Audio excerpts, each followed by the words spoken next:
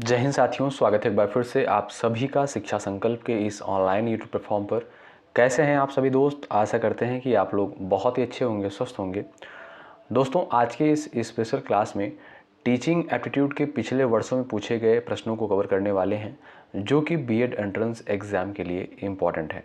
आप UP BEd की तैयारी कर रहे हैं या बिहार बीएड एंट्रेंस एग्ज़ाम की तैयारी कर रहे हैं, इस क्लास को आप लोग ज़रूर अटेंड करिएगा। साथियों, यहाँ पर जितने भी प्रश्न लिए गए हैं ये सारे प्रश्न पेपर में पूछे जा चुके हैं।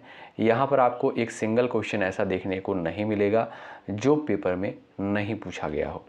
इसलिए धैर्य के साथ अंत तक आप लोग यहाँ पर बने रहें और हर एक प्रश्न का आंसर आप लोग देते हुए चलें। दोस्तों, अगर आप लोग टीचिंग एप्टीट्यूड के पिछले वर्षों के क्वेश्चंस को कर लेते हैं, आपको कोई दिक्कत नहीं होगी, आप लोग बहुत बेहतर स्कोर करेंगे, क्योंकि जो प्रश्न पूछे जाते हैं टीचिंग एप्टीट्यूड के वो पिछले वर्षों के क्वेश्चन पेपर से ही पूछे जाते हैं। आइए शुरुआत करते हैं बिना किसी देरी के। धैर्य के साथ अंत तक आप लोग बने रहिएगा और प्रयास भी करिएगा हर एक प्रश्न का आंसर देने के लिए। पहला क्वेश्चन देखें, फीडबैक डिवाइस के रूप में किसका उपयोग करके कक्षा शिक्षण कौशल जो है विकसित किया जाता है? टी समूह का प्रयोग करके, सूक्ष्म शिक्षण, अंतःक्रिया विश्लेषण, अनुकरण तकनीकी। क्वेश्चन नंबर फर्स्ट का यहाँ पर आप आंसर देने का प्रयास कर सकते हैं।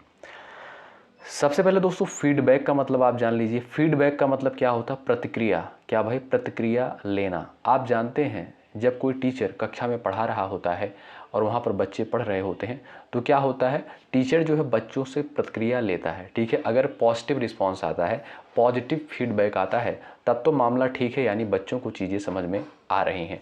अगर पॉजिटिव रिस्पॉन्स नहीं आता है बच्चों की तरफ से तो क्या हो गया, ये आपका निगेटिव फीडबैक हो गया, यानी नकारात्मक प्रतिक्रिया हो गई। ठीक है भाई, तो यानी इसका मतलब ये हो गया, ध्यान से देखिएगा, फीडबैक डिवाइस के रूप में किसका उपयोग करके जो है कक्षा शिक्षण कौशल विकसित किया जाता है। अब शिक्षण कौशल को दोस्तों अंग्रेजी में क्या बोलते हैं? इसे जो है टीचिंग स्किल बोलते हैं। क्या भाई? इसे जो है टीचिंग स्किल बोलते हैं। ठीक है भाई, तो देखिएगा, तो यहाँ पर आपसे सवाल करता है कि फीडबैक डिवाइस के रूप में किसका प्रयोग करके जो है शिक्षण कौशल में, टीचिंग स्किल में सुधार किया जाता है? तो यहाँ पर हो जाएगा आपका अंतःक्रिया विश्लेषण के द्वारा। अंतःक्रिया विश्लेषण का मतलब दोस्तों हो गया, जब छात्र और टीचर के मध्य जो वार्ता होती है उसी को क्या बोलते हैं? अंतःक्रिया विश्लेषण बोलते हैं। तो जब दोनों के मध्य अंतःक्रिया विश्लेषण होता है तभी जो है पता चलता है कि क्या बच्चों को चीज़ें समझ में आ गई कि नहीं, टीचिंग स्किल में सुधार करने की आवश्यकता है कि नहीं। अगर देखिएगा बच्चों को, मान लीजिए आप जो है एक टीचर हैं और आप कुछ चीज़ें पढ़ा रहे हैं ब्लैक बोर्ड पर क्लास में, ठीक है, और वहाँ पर जो है पढ़ाने के बाद बच्चों से कुछ सवाल पूछते हैं, अगर वो नहीं बता पाते हैं, इसका मतलब ये हो गया कि आपका जो शिक्षण कौशल है, आपका जो टीचिंग स्किल है वो अच्छा नहीं है। वो जो है मतलब अच्छा तो है, लेकिन वो चीज़ें जो है बच्चे समझ नहीं पा रहे हैं, उस टीचिंग स्किल से जो है बच्चे समझ नहीं पा रहे हैं। तब आपको क्या करना होगा? आपको जो है दूसरा टीचिंग स्किल का यूज करना पड़ेगा, दूसरी तरीके से चीज़ों को यहाँ पर समझाना पड़ेगा। और इसी को क्या बोलते हैं दोस्तों? अंतःक्रिया विश्लेषण बोलते हैं। और ये क्या है? ये आपका फीडबैक डिवाइस के अंतर्गत आता है, ध्यान रखें। तो थर्ड ऑप्शन जो है बिल्कुल यहाँ पर राइट आंसर हो जाएगा। आशा करता हूँ कि चीज़ें आप लोग यहाँ पर समझ गए होंगे। ठीक है, क्वेश्चन नंबर यहाँ पर दूसरा देखिएगा, शिक्षण की सहायक प्रणाली है, प्रयोगशाला है, पुस्तकालय है, दोनों एक और दो, उपयुक्त में से कोई नहीं। क्वेश्चन नंबर यहाँ पर सेकंड का आप लोग आंसर देने का प्रयास करेंगे। साथियों, मैं फिर से आपसे कह रहा हूँ, एक सिंगल क्वेश्चन आपको यहाँ पर देखने को नहीं मिलेगा ऐसा जो पेपर में नहीं पूछा गया हो, यानी ये सारे प्रश्न जो है पेपर में पूछे जा चुके हैं। बताएं इस क्वेश्चन का राइट आंसर आपका क्या हो जाएगा? सभी साथी आंसर देंगे।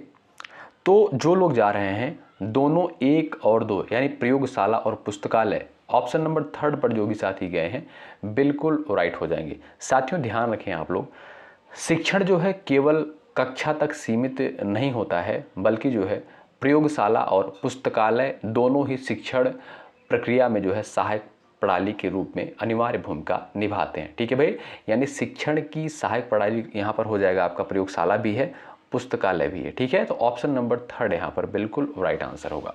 अगला सवाल देखें, शिक्षण में जो है निपुणता सीखने की रणनीति यानी मास्टरी लर्निंग मॉडल किसके द्वारा डिजाइन की गई? थर्ड क्वेश्चन का यहाँ पर आप आंसर बता सकते हैं। सभी प्यारे दोस्त आंसर करेंगे। चलिएगा, थर्ड क्वेश्चन का यहाँ पर आप आंसर बताएं। तो ध्यान से देखिएगा दोस्तों, ऑप्शन नंबर जो आपका 4 दिया है यहाँ पर, B.S. ब्लूम, ये बिल्कुल करेक्ट आंसर है। ध्यान रखें आप लोग। दोस्तों बेंजामिन ब्लूम ने जो है मास्टरी लर्निंग मॉडल का प्रस्ताव जो है दिया था। उनका मानना था कि यदि छात्रों को पर्याप्त समय और सही निर्देश दिए जाएं तो लगभग सभी छात्र जो है किसी भी विषय में महारत हासिल कर सकते हैं। ठीक है, तो यहाँ पर आप ध्यान रखें, ऑप्शन नंबर 4 बिल्कुल करेक्ट आंसर हो जाएगा। आपसे सीधा सवाल पूछ सकता है कि मास्टरी लर्निंग मॉडल जो है किसके द्वारा दिया गया? तो B.S. ब्लूम के द्वारा दिया गया। ऑप्शन नंबर 4 आपका यहाँ पर राइट आंसर है। आशा करता हूँ समझ गए होंगे। अगला का सवाल देखें भाई। देखिए, अगर आपको चीज़ें एक बार में समझ में नहीं आती हैं तो इस क्लास को आप लोग 2 बार ज़रूर देखिएगा। क्वेश्चन नंबर 4 है, शिक्षकों के लिए जो है मानदंड किसके द्वारा विकसित किए जाते हैं? UGC, NCERT, NCTE, NCERT, बताएं। क्वेश्चन नंबर 4 का आंसर यहाँ पर आप लोग बताएं। चलिएगा, राइट आंसर आपका क्या हो जाएगा?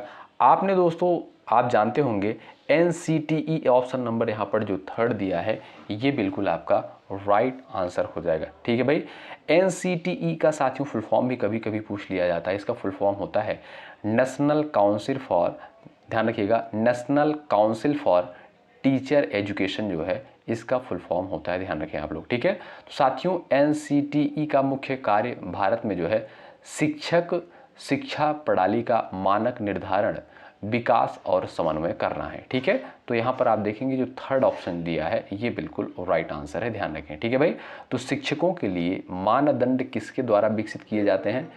NCTE के द्वारा। ऑप्शन थर्ड आपका यहाँ पर बिल्कुल करेक्ट आंसर है। अगला सवाल देखें, क्वेश्चन नंबर 5 देखें, किसके अभाव में मनुष्य के व्यक्तित्व का विकास नहीं होता है? बताइए।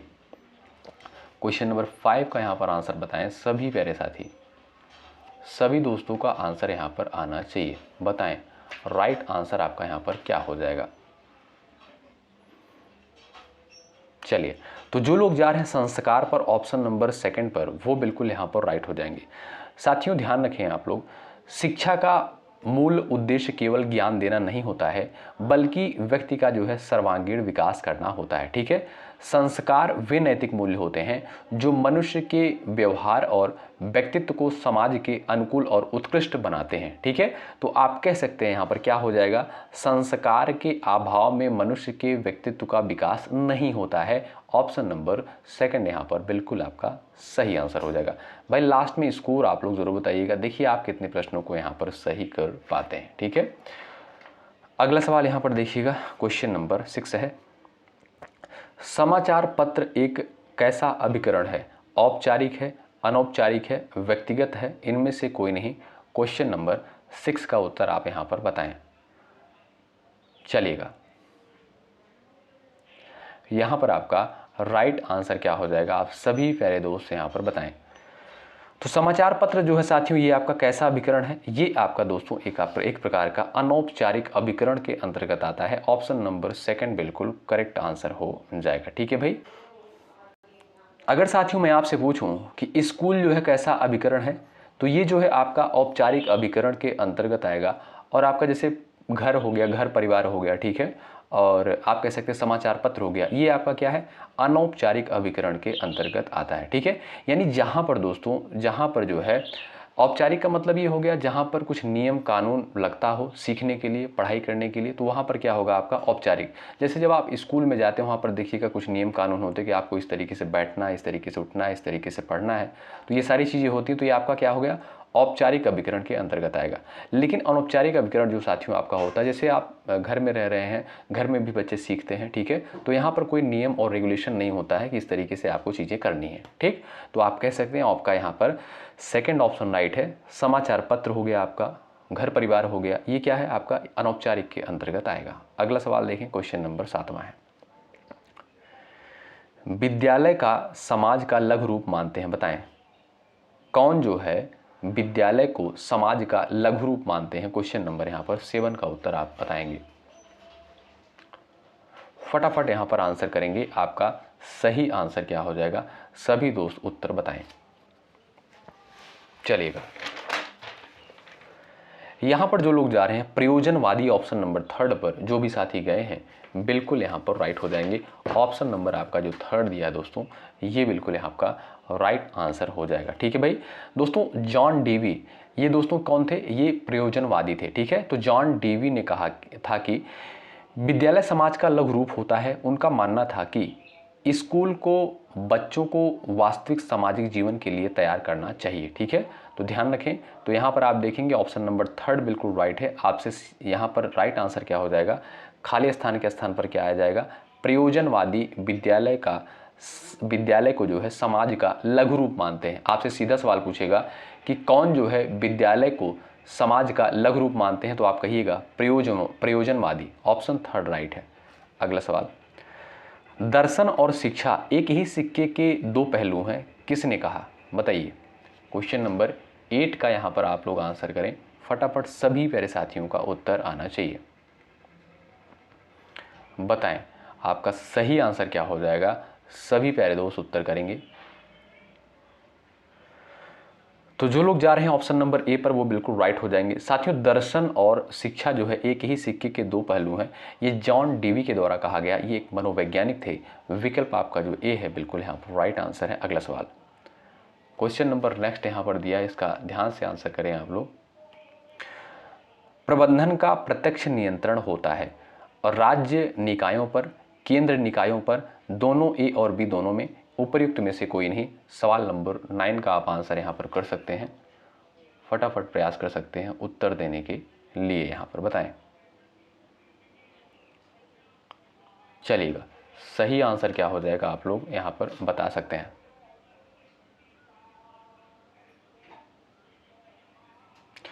तो जो भी दोस्त जा रहे हैं दोनों ए और बी, वो बिल्कुल यहाँ पर राइट हो जाएंगे। ठीक है साथियों, शैक्षिक प्रबंधन के अंतर्गत राज्य और केंद्र जो है दोनों ही अपनी अपनी भूमिकाओं और निकायों, जैसे आपका यूजीसी हो गया, एनसीईआरटी हो गया, एससीईआरटी हो गया, पर प्रत्यक्ष नियंत्रण रखते हैं। ठीक है भाई, तो प्रबंधन का प्रत्यक्ष नियंत्रण होता है राज्य निकायों पर, केंद्र निकायों पर, यानी दोनों। आपका यहाँ पर सी ऑप्शन राइट। अगला सवाल देखें, क्वेश्चन नंबर 10 है, शिक्षण की तकनीकी है चित्रण, प्रदर्शन, स्पष्टीकरण, उपयुक्त सभी। क्वेश्चन नंबर 10 का उत्तर आप करें यहाँ पर। साथियों, यहाँ पर जितने प्रश्न लिए गए हैं सभी प्रश्न जो है पेपर में पूछे गए हैं, और बिहार बीएड एंट्रेंस एग्जाम में यहाँ पर जो ज़्यादा क्वेश्चन है पूछे जा चुके हैं। ठीक है, मैक्सिमम क्वेश्चन जो है बिहार बीएड एंट्रेंस एग्जाम में आ चुके हैं। शिक्षण की तकनीकी है, बताएं।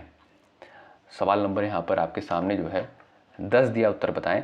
चित्रण, प्रदर्शन, स्पष्टीकरण, बिल्कुल आपका फोर्थ ऑप्शन जो है यहाँ पर बिल्कुल राइट आंसर हो जाएगा। दोस्तों, एक प्रभावी शिक्षक अपनी बात समझाने के लिए जो है चित्र का भी प्रयोग करते हैं। ठीक है, और आप कह सकते हैं यहाँ पर प्रदर्शन का भी प्रयोग करते हैं, स्पष्टीकरण का भी प्रयोग करते हैं, यानी एक्सप्लेनेशन जिसे अंग्रेजी में कहा जाता है। ठीक है भाई, तो यहाँ पर जो लोग जा रहे हैं ऑप्शन नंबर 4 पर वो बिल्कुल राइट हो जाएंगे। अगला सवाल, शिक्षण अधिगम के प्रबंधन की प्रक्रिया है, बताएं। आयोजन, योजना, नियंत्रण, उपर्युक्त सभी। क्वेश्चन नंबर 11 का आंसर आप कर सकते हैं, यहाँ पर बता सकते हैं। चलिए, सवाल नंबर 11 का राइट आंसर बताएं। तो जो लोग जा रहे हैं ऑप्शन नंबर 4 पर वो बिल्कुल राइट हो जाएंगे। ठीक है, ऑप्शन नंबर आपका 4 यहाँ पर जो है बिल्कुल यहाँ पर राइट आंसर हो जाएगा। साथियों, शिक्षण अधिगम प्रबंधन में पहले योजना यानी पहले प्लानिंग बनाई जाती है, फिर जो है उसका आयोजन यानी ऑर्गेनाइजेशन होता है, और अंत में जो है परिणामों को सुनिश्चित करने के लिए नियंत्रण यानी कंट्रोलिंग किया जाता है। ठीक है, तो शिक्षण अधिगम के प्रबंधन की प्रक्रिया है उपर्युक्त सभी, आयोजन, योजना, नियंत्रण, ये तीनों। ठीक है, तो ऑप्शन नंबर 4 आपका जो है बिल्कुल राइट आंसर है। अगला सवाल, शैक्षिक प्रबंधन का मुख्य दृष्टिकोण क्या है, बताइए। 12 नंबर के क्वेश्चन का आंसर बताएं यहाँ पर। चलिए, क्वेश्चन नंबर 12 का राइट आंसर आप यहाँ पर कर सकते हैं। थोड़ा सा स्पीड के साथ चलेंगे जिससे कम समय में जो है आपको ज़्यादा क्वेश्चन देखने को मिल जाए। बताएं। तो यहाँ पर भी आपका राइट आंसर क्या हो जाएगा? ऑप्शन नंबर जो 4 दिया, उपर्युक्त सभी, बिल्कुल आपका साथियों यहाँ पर राइट आंसर हो जाएगा। ठीक है दोस्तों, क्वेश्चन में अगर आपको उपयुक्त सभी दिख रहा है तो 99% चांस यही होता है कि ऑप्शन उसका जो है उपयुक्त सभी ही वाला सही होगा। तो देखेंगे ऑप्शन नंबर आपका डी जो है ये बिल्कुल साथियों राइट आंसर हो जाएगा। ठीक है दोस्तों, शैक्षिक प्रबंधन का लक्ष्य जो है समाज की मांगों को पूरा करना, हर वर्ग को न्याय दिलाना और कुशल मानव संसाधन तैयार करना। ठीक है, तो यानी आप कह सकते हो शैक्षिक प्रबंधन का मुख्य दृष्टिकोण होता है सामाजिक न्याय दिलाना, सामाजिक मांग को पूरा करना, मानव शक्ति का विकास करना। ऑप्शन नंबर 4 जो दिया है बिल्कुल यहाँ पर सही आंसर है। हम तो कहेंगे भाई इस क्लास को आप लोग एक बार और देखिएगा। ठीक है, क्वेश्चन नंबर 13 का आंसर करें। एक शिक्षक का मुख्य कार्य क्या है बताएं। क्वेश्चन नंबर 13 का यहाँ पर आंसर बता सकते हैं। सही उत्तर क्या हो जाएगा आप सभी प्यारे साथी यहाँ पर आंसर कर सकते हैं, बता सकते हैं। चलिए राइट आंसर क्या हो जाएगा आप बताएं।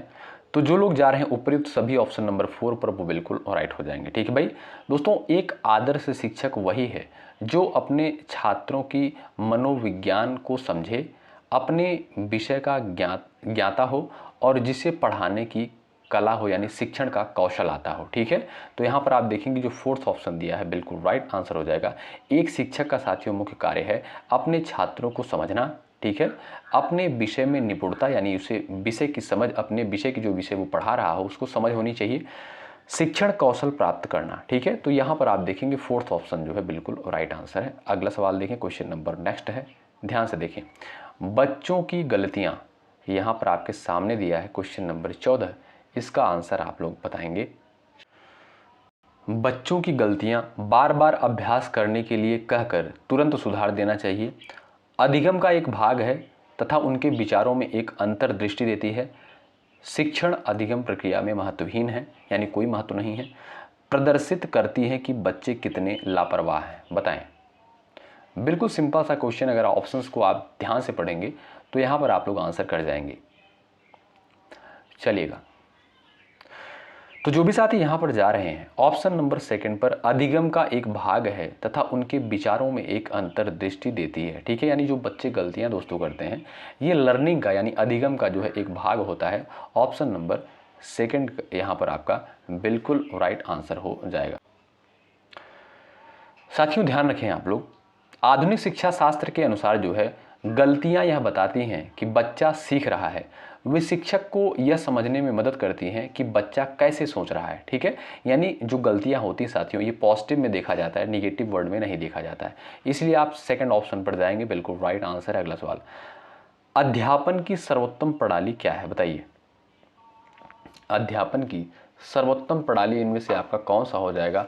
आप सभी प्यारे दोस्त यहाँ पर राइट आंसर बजाएं, आपका सही आंसर क्या हो जाएगा यहाँ पर सभी प्यारे साथियों का उत्तर आना चाहिए, बताएं। चलिए,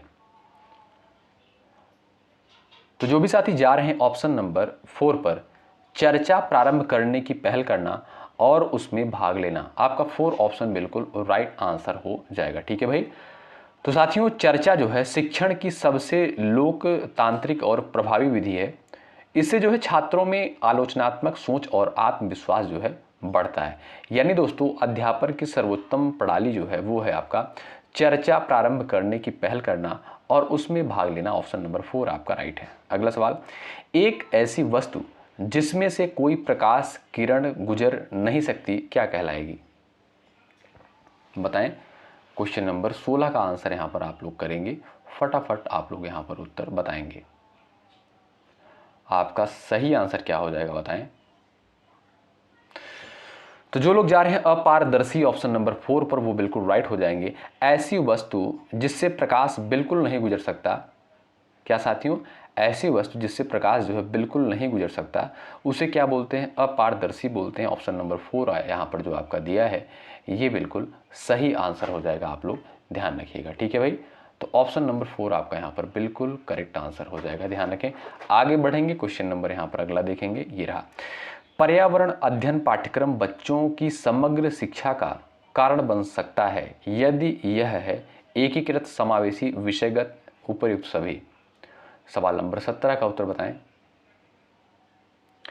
क्वेश्चन नंबर 17 का राइट आंसर क्या है बताएं। पर्यावरण अध्ययन पाठ्यक्रम बच्चों की जो है समग्र शिक्षा का कारण बन सकता है यदि यह है एकीकृत भी, समावेशी भी, विषयगत भी, उपर्युक्त सभी। आपका फोर्थ ऑप्शन बिल्कुल राइट आंसर हो जाएगा। साथियों, पर्यावरण अध्ययन तभी प्रभावी होता है जब वह अन्य विषयों से जुड़ा होता है, जैसे एकीकृत, सभी बच्चों को साथ लेकर चले यानी समावेशी, ठीक है, और वास्तविक जीवन के विषयों पर आधारित हो यानी विषयगत हो, ठीक है। तो यानी ये आपके तीनों ऑप्शन जो है बिल्कुल राइट हो जाएंगे, ध्यान रखें आप लोग। अगला सवाल देखें, प्रभावी और अस्थायी शिक्षा ग्रहण करने के लिए शिक्षा ग्रहणकर्ता के पास होना चाहिए, बताएं। सवाल नंबर यहाँ पर आपके स्क्रीन पर दिया है 18। इसका उत्तर आप लोग फटाफट करें।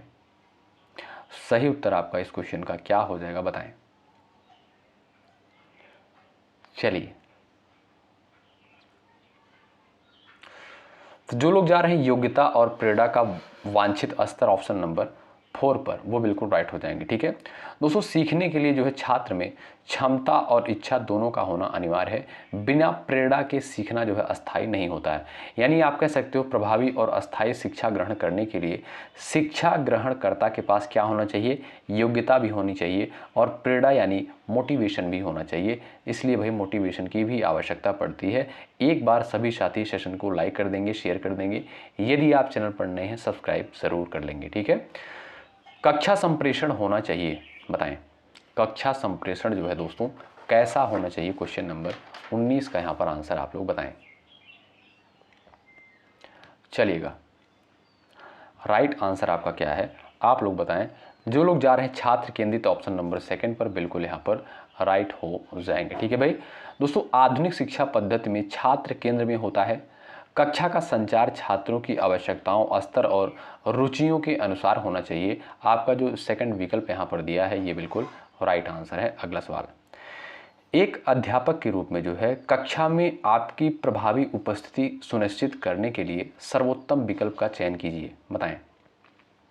एक अध्यापक के रूप में कक्षा में आपकी प्रभावी उपस्थिति सुनिश्चित करने के लिए सर्वोत्तम विकल्प का चयन कीजिए। सहयोगी समादेश का प्रयोग, आक्रामक कथन करना, सुस्थापित भंगिमा का अंगीकरण, प्राधिकारवादी होना।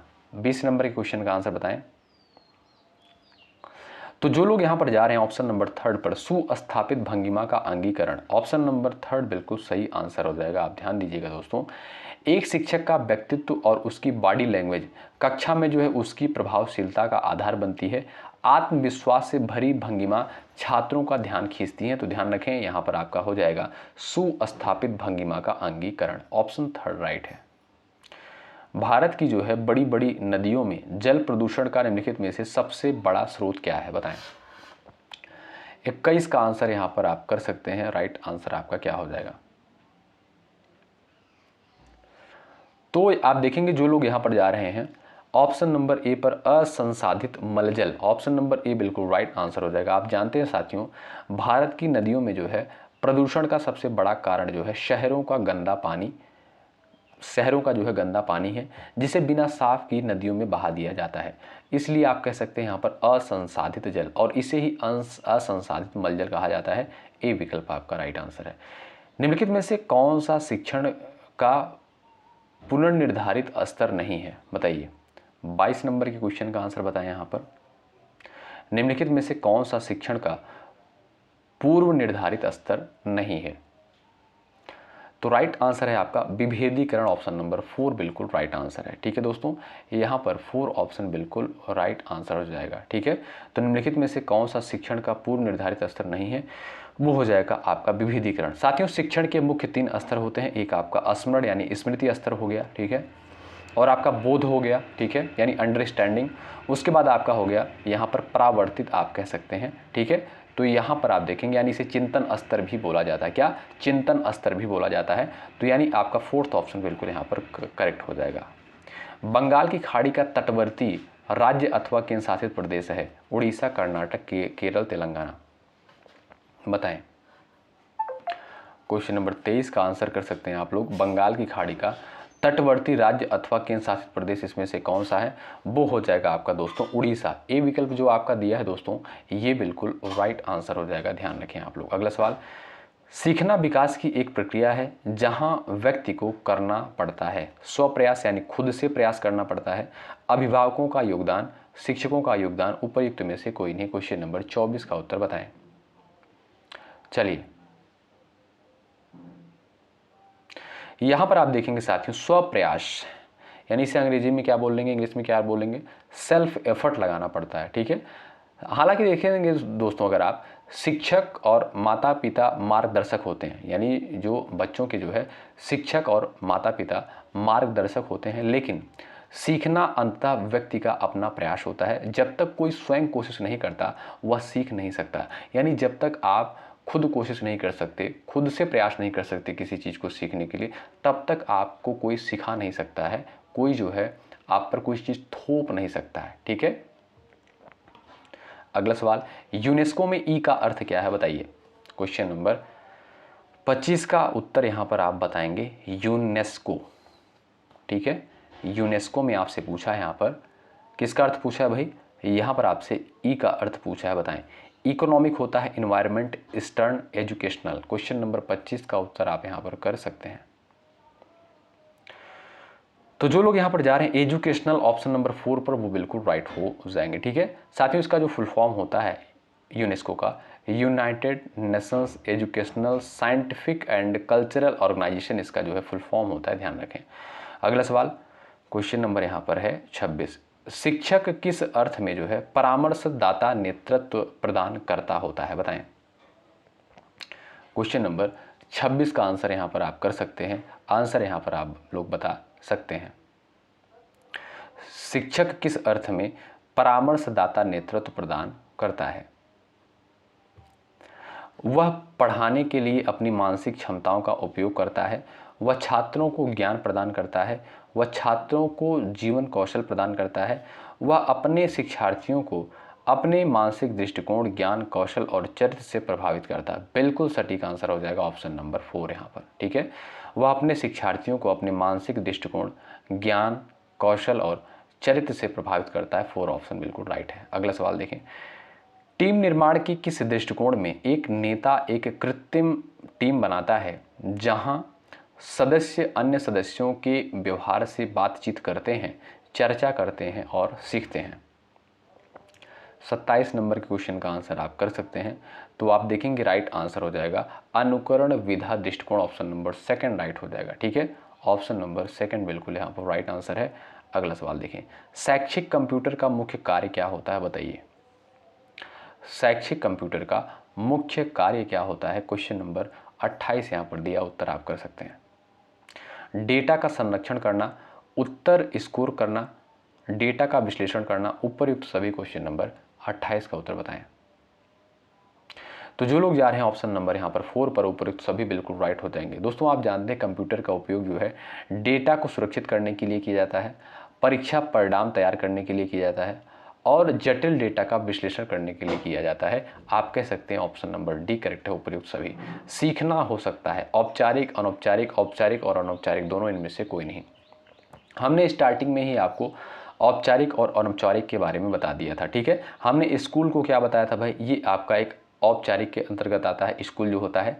अनौपचारिक का मतलब जो आपका घर परिवार हो गया, ये क्या है भाई, घर हो गया, समाज होगा, ये आपका अनौपचारिक हो गया। यानी सीखना दोस्तों बच्चे जो है कहाँ कहाँ पर सीख सकते हैं, स्कूल में भी सीखते हैं और घर परिवार समाज से भी सीखते हैं। यानी आप कह सकते हो ऑप्शन नंबर 3 बिल्कुल यहाँ पर राइट है, औपचारिक और अनौपचारिक यहाँ पर दोनों। अगला सवाल, शिक्षण की प्रभावशीलता को किस संदर्भ में आंका जाना चाहिए बताएं।